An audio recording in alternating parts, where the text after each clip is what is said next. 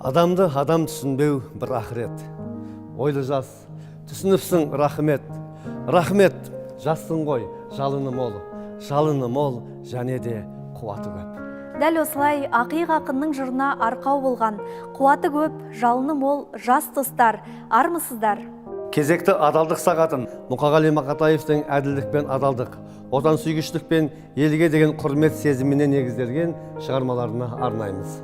Қазақ поэзиясына ерекше құбылыс әкелген, Аспантаудың ақиық атанған Мұқағали ақын Елшембірек тауының бауырында, қасиетті Қарасаз ауылында 1931 жылдың 9 ақпанында дүниеге келген. Поэзия махаббаттан басталып, парасатпен аяқталуы тиіс деген Мұқағали ақынның өлеңдері ең әуелі адамдарды адалдыққа, тазалыққа, мейірімді болуға, жас ұрпақты отанды сүюге, туған жерді құрметтеуге, ана тілімізді ардақтауға, қарттарымызды қадірлеуге және дәл осындай бейбіт күннің қадірін білуге шақырады. Қазақстан, пай, ардағым-ай, сен менің шолпанымсың, жанған ұдай, өзіңде өмір сүрген қандай бақыт, өлмейтін махаббатым, арманым-ай. Мұқағали ақынның осы өлеңін оқыған кез келген адамның жүрегінде өзінің туған жеріне, байтақ отанына, қасиетті ата мекеніне деген перзенттік сезімнің оянбауы мүмкін емес. Қадірлі достар, отанды сүю тек қана тілмен айтыла салмайды. Отанын сүйген адамның бойынан мына қасиеттер кездессе ғана ол өз елінің патриоты бола алады. Адалдық, мейірімділік, кішіпейілділік, әділеттілік, жауапкершілік және осы қасиеттерді ұстап тұратын ар, намыс, ұят, жігер, иман болуы керек. Дәл осы қасиеттер бүгінгі жастардың бойынан табылса, тәуелсіздігіміз тұғырлы, еркіндігіміз ғұмырлы, болашағымыз жарқын, келешегіміз кемел болмақ. Осындай жастары бар мемлекеттің қуаты артып, халқы бақытты ғұмыр кешетіні түсінікті. Туған халқын жырламаған ақын жоқ шығар. Ал Мұқағали ағамыздың халқына деген перзенттік махаббаты мына өлеңінде керемет суреттелген. Ең бірінші бақытым халқым менің. Соған берем ойымның алтын кенін, ол бар болса мен бармын, қор болмаймын, қымбатырақ алтыннан нарқым менің. Әрине, ақынның өлеңі қай дәуір, қандай кезең болмасын, дәл сол уақыттың тамырын дөп басатындығымен құнды. Мұқағали ақынның осы бір өлеңіндегі оймақтай ойы президентіміздің мына сөзімен ұштасып тұрғандай. Халық үніне құлақ асатын мемлекет бұл шын мәнісінде әділетті мемлекет құру тұжырымдамасы. Азаматтардың мәселелерін тыңдап, көріп қана қою жеткіліксіз, ең бастысы дұрыс және әділ шешім шығару қажет. Айналайын ата мекен ақ мекен, қандай қазақ іздеп сені тапты екен. Туған өлке тәтті екен ғой, тәтті екен.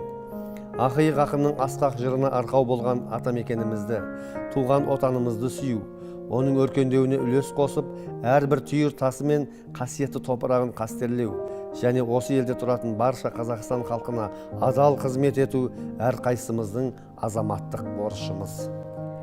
Ендеше осы бейбіт күннің қадірін біліп, кешегі бабаларымыз аңсап, біздің бақытымызға бұйырған тәуелсіздігімізді көзіміздің қарашығындай сақтап, болашаққа тапсыру жолында адалдықпен, парасаттылықпен, әділдікпен, сенімділікпен елге қызмет ету әрбір азаматтың бағытынан жаңылдырмас темірқазығына айналуы тиіс. Сонда ғана болашағымыз жарқын болмақ.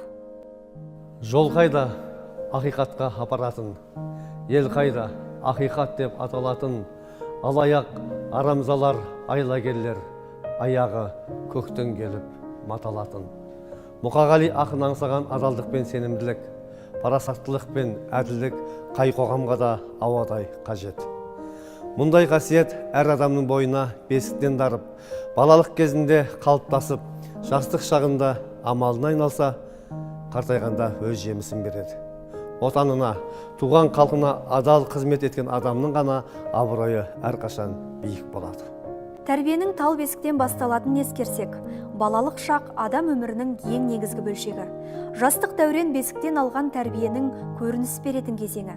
Дәл осы кезде адалдықтың дәнін егіп, әдептілікпен суғарып, жауапкершілікпен күтім жасағанда ғана ел ағасы жасына жеткенде айналасындағы жұрт сөзіне сенетін, жастар соңынан еретін көшбасшы атана алады.